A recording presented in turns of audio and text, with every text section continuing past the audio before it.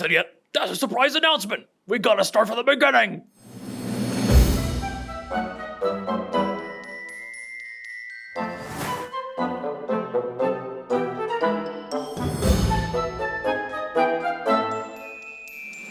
Alright, so we're skipping ahead in the timeline a little bit. So you're gonna notice some things that we haven't showcased yet. But as we are getting closer and closer to determining a launch window, we've begun creating storefront assets and even have a Steam page live where you can go to right now and wishlist Par for the Dungeon. So this felt like the perfect opportunity to show you how we make a gameplay trailer and what's involved to make that entire process complete. Also, before we get started, go ahead and just hit that like and subscribe button. It helps us out a lot, and we're on that journey to try and reach 10,000 subscribers. In fact, if this video gets 1,000 likes, I'll even shave my head. Not sure if we're gonna keep that or not, but let's hand things over to Shay so we can get started on the creative process for how we begin breaking down the shots required to actually get a gameplay trailer made and what that looks like. So to start the process of making the trailer, as with any big creative endeavor, this being one of them, I find it's easiest just to start doing something. There was a few things that we needed to figure out right away. We needed to find music for it, as well as what content we'd be showing. So to that end, I had some initial shots here of the openings just being like very quick, snappy cuts between different gameplay scenarios. Cody and I had chatted briefly about maybe having things in time to the beat. We weren't sure what that would look like. That also informed what kind of music we'd be looking for, some of the very distinct like bass or drum section as well. And a lot of these ideas, for the most part, did make their way into the final cut of the trailer, but we found pretty quickly that as they were doodled here, they didn't work super well actually in the video. Previously, we had like Cal dropping into the hole repeatedly in different outfits each time, but the speed at which that happened gave you like no time to actually like appreciate the art or even know what was going on the screen. So that kind of got changed to having Cal drop in multiple different outfits across the screen, as opposed to like happening one at a time and cutting in between, which ended up looking pretty jarring on the first draft. But you know what wouldn't be jarring? Heading over to our Steam page to wishlist Par for the Dungeon. Link in the description. Similarly, we have like the shot of him rolling across the screen, showing each world, and he'd be like rolling through each one, like we'd be sneakily like cutting them and stitching the footage together to make it seem like one continuous shot. Again, not enough time to appreciate what was going on in each world, and also just kind of a big jumbled mess, having it all side by side. So in the trailer, that is shown as like just individual screens of Cal rolling all the way through them. Additionally, I think it turned out actually really well. This is almost a 1-for-1 for what it looks like in-game. We had the item show off area. Obviously, we couldn't show everything. We wanted to keep the trailer pretty short. So we just had grapple hook, sword, something that kind of encapsulated that both A, RPG elements, and B, like very fun kind of movement-based tools. The one-to-one of the equip aim, again in time with a beat or like kind of snappy in a rhythm as there. And then the next shot, Cal shooting the item or using the item, basically came out 1-to-1. The other thing that's 1-to-1 is how many wishlists we get for every time you click wishlist. So go to our Steam page now and wishlist Par for the Dungeon.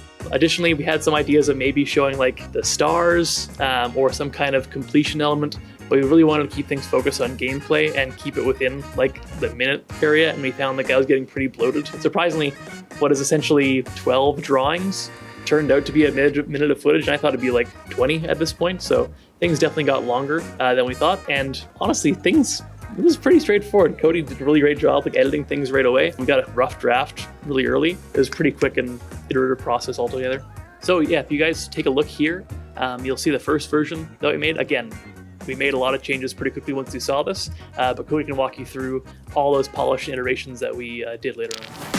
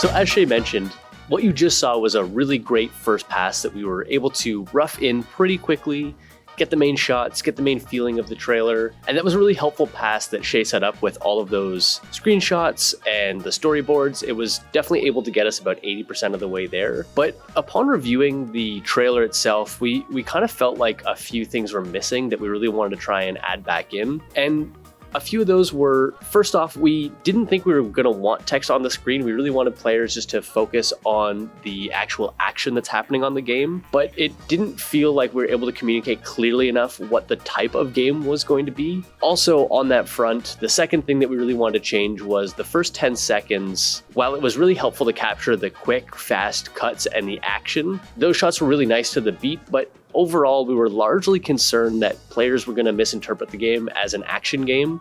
And if you just were to see this for the first time on a Steam page or on a mobile storefront, we were worried that the puzzling nature of the game wasn't going to be captured properly.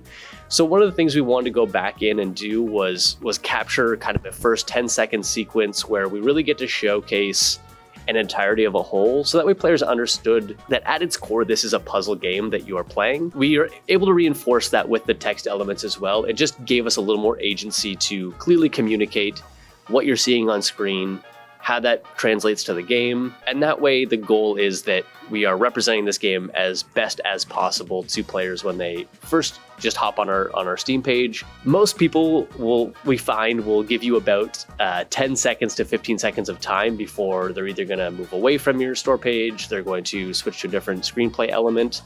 And so it's really important to capture that true essence of the game in that first 10 to 15 seconds. One of the other things that we need to do as well that we didn't have in this first pass was a lot of sound effects. We had a few placeholder sound effects in for the game. Although the sound effects are largely recorded and they're hooked up in the game already, it can be really hard to discern individual sound effects elements at the balance for gameplay versus the balance of a video with custom music. Sometimes you get a lot of frequency fighting and some of the sound effects kind of get lost in the bands of the music that you just otherwise they overpower the sound effects. So one of the other processes we need to go back in and do for this version is to add in those sound effects manually. And that way we can balance them and ensure those sounds aren't getting lost in the overall mix of the game, and just help sell some of that sensation of playing the game that you'll actually get when you do play the game at a proper balance with music that fits a little bit more naturally into the game. But you know what fits even more naturally? Is your mouse on the wishlist button on Steam. Par for the dungeon. Thank you. So with all those things being said, the only things left to do is actually get down to it and start building out a lot of these shots that Shay had recorded, re-recording that kind of new 10-second gameplay sequence, getting those text elements in, and then finally putting the big push on the sound effects and getting the musical balance right. So I'm gonna hand it over to the voice version of me to walk through how we capture some of those shots and what that actually looks like to set up in Engine.